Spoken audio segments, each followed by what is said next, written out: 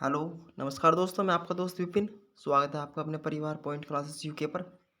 देखिए, जैसे कि लास्ट क्लास में हमने उत्तराखंड में टिहरी रियासत पढ़ा था कि टिहरी रियासत कैसे आई, किन कारणों से आई और कौन कौन इसमें शासक रहे और कैसे फिर टिहरी रियासत का विलय होने वाला था अपने भारत में। तो उसी को टॉपिक को कंटिन्यू रखते हैं। आज हम देखने वाले हैं टिहरी रियासत का भारत में विलय कैसे हुआ। ठीक है, लास्ट वीडियो में हमने देख लिया था कि जो अंतिम अंतिम शासक था, ठीक है, कि जिसका शासनकाल रहा है 1946 से 1948 49 के आसपास रहा है। तो वहाँ तक की बातें हमने लगभग क्लियर कर ली थी। तो आज हम देखने वाले हैं टिहरी रियासत का भारत में विलय कैसे हुआ, कब हुआ, किन कारणों से हुआ। ठीक है, और प्रजामंडल का गठन कब हुआ, इसके अध्यक्ष या इसका प्रतिनिधित्व किसने किया। ठीक है, और पोड़ी टूटी कर क्या है। और एक है कि तुम मुझे तोड़ सकते हो लेकिन मोड़ नहीं सकते, ये कथन या ये लाइन किसने कही है। बहुत पूछ जाती है एग्जाम में कि ये किसने कहा है। और सुमन गांधी मुलाकात यानी कि श्रीदेव सुमन और गांधी जी की मुलाकात कहाँ, कब, कैसे हुई। ठीक है, ये इन बातों को ध्यान रखते हम अपना टिहरी रियासत का जो भारत में विलय है वो कंप्लीट करने वाले हैं। मुश्किल से 5-10 मिनट की वीडियो है, आपको इसमें सब कुछ समझ में आने वाला है जो कि एग्ज़ाम में आने योग्य है। ठीक है, तो टाइम वेस्ट ना करते हुए चलते हैं हम अपने टॉपिक की ओर। और अगर आप हमारे चैनल पर नए हो तो चैनल को लाइक कीजिए, शेयर कीजिए, सब्सक्राइब कीजिए चैनल को।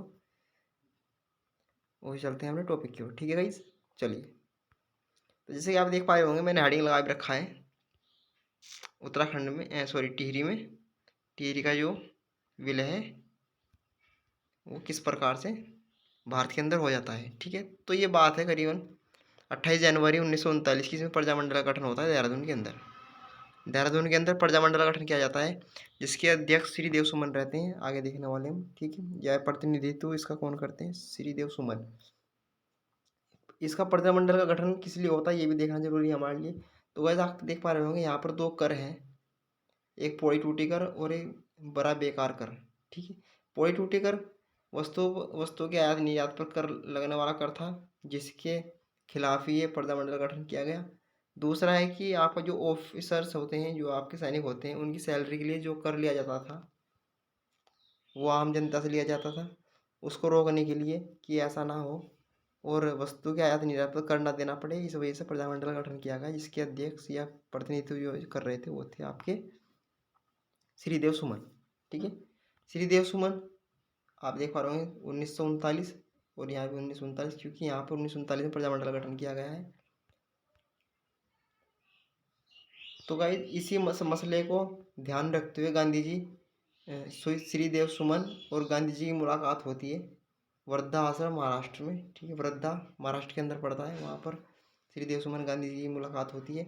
और इसी में गांधी जी को श्रीदेव सुमन पर राजविद्रोह का आरोप लगता है और सुमन को गिरफ्तार कर लिया जाता है। ठीक है, राज्य से निष्कासन कर दिया जाता है उसका कि आप अब यहाँ से रहेंगे, और इसे जेल भेज दिया जाता है। तभी ये यहाँ पर एक वाक्य या एक कहावत कहते हैं कि तुम मुझे तोड़ सकते हो लेकिन मोड़ नहीं सकते। ठीक है गाइस, वेरी वेरी इंपॉर्टेंट है, एग्जाम में सीधा पूछा जाएगा कि ये किसने कहा कि तुम मुझे तोड़ सकते हो लेकिन मोड़ नहीं सकते। तो श्रीदेव सुमन ने ये कथन कहा है। ठीक है, आगे कि जो आपका श्रीदेव सुमन है, 24 फरवरी 1944 को जेल में बंद कर दिया जाता है इनको।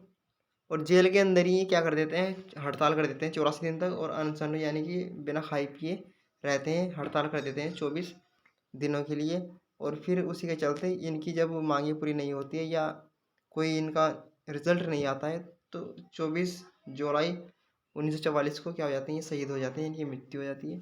ठीक है, इनकी जब ये जेल गए तो उनकी जो प्रेजेंट में अनुपस्थिति में दो व्यक्ति हैं यहाँ पर, नागेंद्र सकलानी और मोलू सिंह, ये क्या करते हैं, इस सभा की या जो आपका गठन हुआ था प्रजामंडल का उसकी कमान संभालते हैं ये दोनों। तो गाइज ये वेरी वेरी इंपॉर्टेंट है कि श्रीदेव सुमन की मृत्यु कब हुई या कितने दिनों तक फूक हड़ताल पर बैठे, ये जेल कब गए, ये सब बातें एग्जाम में आने योग्य हैं और कई बार पूछी भी जा चुकी हैं। तो आप इन चीज़ों को ध्यान में रखेंगे। उसके बाद आप देख पा रहे होंगे, जैसे कि यहाँ पर देख लिया है हमने कि 84 दिन तक ये क्या कर रहे थे।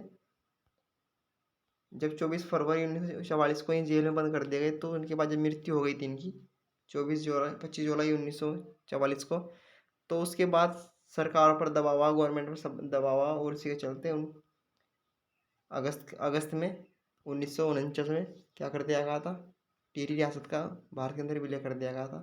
कुछ नोट पॉइंट है जो कि आपको ध्यान रखनी चाहिए। 1938 में श्रीनगर सम्मेलन हुआ जिसमें जवाहरलाल नेहरू और पंडित विजय लक्ष्मी, इन्हें महत्वपूर्ण योगदान रहा है इस सम्मेलन में। ठीक है। 1 फरवरी 1939 लुधियाना में क्या करा गया था, अखिल भारतीय देशी राज्य लोक परिषद का अधिवेशन हुआ है, जिसके अध्यक्ष कौन रहे, खुद जवाहरलाल नेहरू। ठीक, जवाहरलाल नेहरू अखिल भारतीय देशी राज्य लोक परिषद अधिवेशन, जो कि कहाँ हुआ था, लुधियाना में। ठीक है। उसके अध्यक्ष रहेंगे पंडित जवाहरलाल नेहरू। लास्ट है आपका प्रजामंडल का जो प्रतिनिधित्व किसने किया था, जो कि मैं पहले बता चुका हूँ आपको, श्रीदेव सुमन ने। सीधा क्वेश्चन पूछा था, डायरेक्ट क्वेश्चन आता है, वेरी वेरी इंपॉर्टेंट, ये आपका रहने वाला है इस एग्जाम के लिए, कि प्रजामंडल का प्रतिनिधित्व किसने किया, तो श्रीदेव सुमन ने। ठीक है गाइस, तो ये था आपका टिहरी रियासत। और टिहरी रियासत में मैं समझता हूँ इससे बार कोई एग्जाम नहीं आने वाला है। आज की वीडियो में इतना ही। देखते रहिए हमारा YouTube channel point classes. Thank you very much.